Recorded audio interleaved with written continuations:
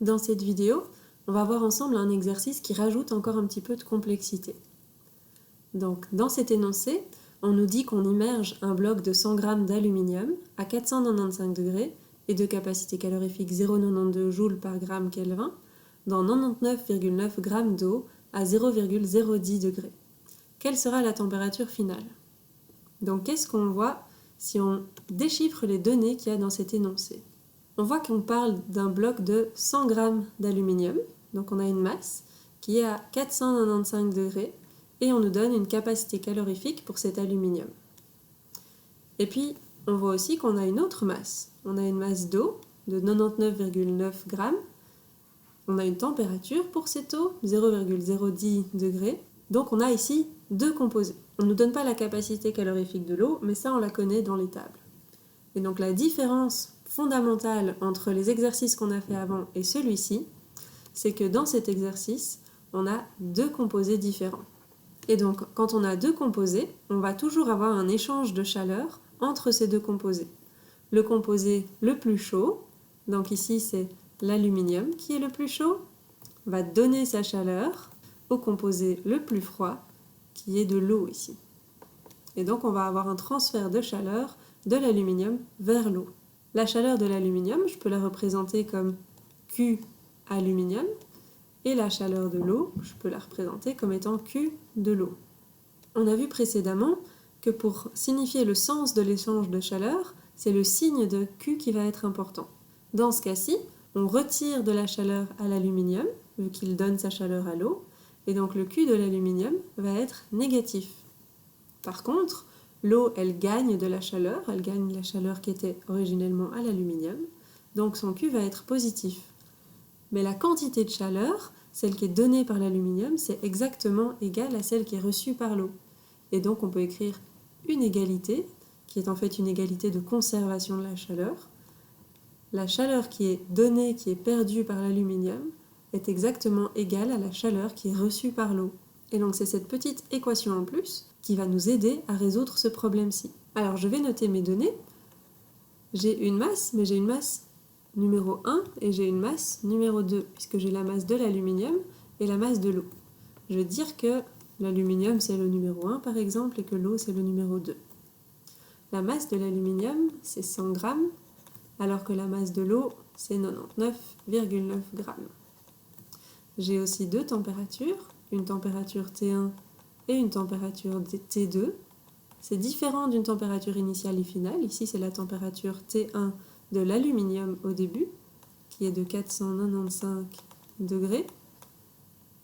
Et j'ai une température T2, qui est la température initiale de l'eau, qui est de 0,010 degrés. Alors, qu'est-ce qu'on cherche? La question, c'est quelle sera la température finale. Ce que je dois calculer, c'est la température finale. Alors vous allez me dire, c'est la température finale de l'aluminium ou de l'eau? Et je vais vous répondre, imaginez qu'on a un bocal avec de l'eau dedans et on met dedans un morceau d'aluminium.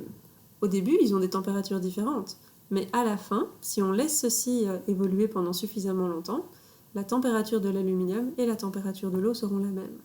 Donc la température finale, c'est la température finale de l'eau et de l'aluminium. Donc la température finale de l'aluminium sera en fait égale à la température finale de l'eau.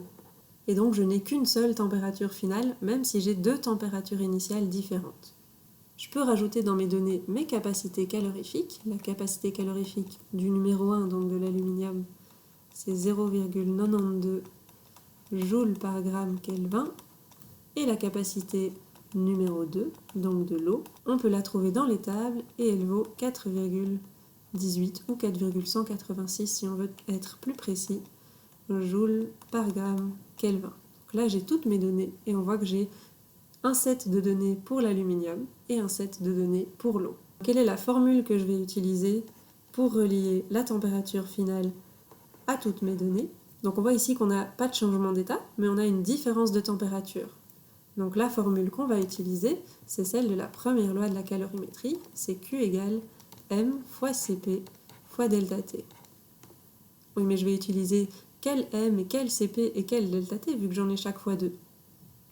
eh bien cette formule va être légèrement transformée. Grâce à ce qu'on a écrit ici, je peux écrire que la masse de l'aluminium, donc la masse numéro 1, fois le CP numéro 1 de l'aluminium, fois le delta T numéro 1, donc de l'aluminium, vont être égales à la masse de l'eau, donc numéro 2, fois le CP de l'eau, fois le delta T de l'eau, mais à une différence près. Il y a un signe moins ici devant la chaleur pour l'aluminium, donc je vais mettre un signe moins de ce côté-ci de mon équation. Et donc je construis une autre équation qui est toujours la première loi de la calorimétrie, qui est utilisée quand on a deux composés différents dans un même exercice. Moins la chaleur de l'un est égale à plus la chaleur de l'autre. Moins mCp delta T pour l'aluminium est égal à plus mCp delta T pour l'eau. Donc je vais faire un petit peu de place pour pouvoir écrire la résolution. Alors, on voit qu'il y a un delta T dans l'équation alors que je n'ai pas pu calculer de delta T. Mais donc on se souvient qu'un delta T, c'est une différence entre la température finale et la température initiale. La température finale, c'est ce qu'on cherche, et les températures initiales, on la connaît pour l'aluminium et pour l'eau.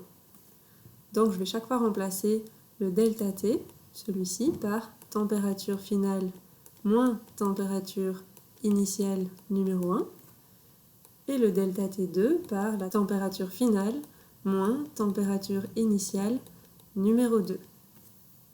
Donc je vais remplacer dans cette grande équation toutes mes données. Moins M1, M1 c'est 100 grammes, fois CP1, CP1 c'est 0,92 joules par gramme Kelvin. Le delta T1, attention de bien mettre des parenthèses vu qu'il y a un signe moins qui apparaît ici, c'est la température finale que je ne connais pas puisque c'est ça que je cherche, moins la température initiale numéro 1, donc 495 degrés, est égal à M2, donc 99,9 grammes, fois CP2, donc 4,186 joules par gramme Kelvin, fois delta T2, donc TF moins la température initiale de l'eau, qui est de 0,01 degrés. Alors c'est long à écrire, donc je vais déjà enlever toutes les unités parce qu'à partir de maintenant, ma résolution c'est simplement de résoudre une équation du premier degré où j'ai une inconnue. Mon inconnue, c'est TF, elle est présente ici et elle est présente ici. Et donc à partir de là, vous n'avez plus qu'à réaliser des maths. Alors je vais le faire en détail avec vous, comme ça si vous avez des difficultés pour cette étape-là, vous voyez toutes les étapes. Donc première étape, je vais recopier uniquement les valeurs et enlever toutes les unités pour que ce soit plus propre. Là, ça ressemble plus à une équation de maths, à part qu'on n'a pas un x à devoir trouver, mais on a un TF à devoir retrouver. Si c'est compliqué pour vous et que vous préférez avoir x, vous remplacez les TF par des x et vous devez isoler x. Alors la première chose que je vais faire, c'est effectuer les calculs que je peux effectuer. Ça, c'est deux nombres, je peux faire la multiplication, et pareil, ici c'est deux nombres, je peux faire la multiplication. Donc je fais ça à l'étape suivante. Moins 100 fois 0,92, ça fait moins 92. Je recopie ma parenthèse, TF moins 495. 99,9 fois 4,186, ça fait 418,1814. Alors tant que je fais mes calculs, je vais essayer de bien garder des valeurs précises. Multiplié par TF moins 0,01. Deuxième étape, il faut que je me débarrasse de ces parenthèses, et donc je vais faire une distribution. Je vais distribuer le 92 sur le TF et sur le 495, et je vais distribuer le 418 et des poussières sur le TF et sur le 0,01. Ce qui me donne moins 92 fois TF, donc moins 92 TF, et puis moins fois moins, ça veut dire plus. 92 fois 495, ça fait 45 540. Je fais la même chose de l'autre côté. 418 fois TF, ça fait 418 TF, donc 0,1814 toujours. Et puis 418 fois moins 0,01, ça me donne moins 0,0418. Prochaine étape maintenant, je dois arriver à isoler le TF qui est présent des deux côtés. Donc qu'est-ce que je vais faire? Je vais mettre les deux termes qui comportent un TF, donc celui-ci et celui-ci, du même côté de l'égalité, et les deux autres, je vais les mettre de l'autre côté de l'égalité. Donc d'un côté, je vais avoir moins 92 TF, moins 418 TF, et de l'autre côté, je vais avoir moins 0,0418, moins 45 540. Alors pour continuer, je vais devoir effacer un petit peu mes calculs. Voilà, j'ai remonté ma dernière ligne de calcul ici au-dessus, et donc je vais pouvoir continuer. Moins 92 TF, moins 418 TF, ben je vais effectuer ça. Moins 92, moins 418, ça me fait moins 510,1814 TF. Et de l'autre côté, ben c'est une soustraction, donc j'effectue la soustraction, et j'obtiens moins 45 540,0418. Et puis j'arrive à la fin. Donc il faut que j'ai un TF isolé tout seul d'un côté de l'égalité. Donc je vais diviser des deux côtés par moins 510,1814. Et la valeur que me donne ma calculatrice, c'est celle-ci, donc 89,26245018. Alors là, on a fini notre petite partie mathématique. Maintenant, on va de nouveau réfléchir parce qu'on est en cours de sciences. Qu'est-ce que je calcule? Je calcule TF. TF, c'est une température.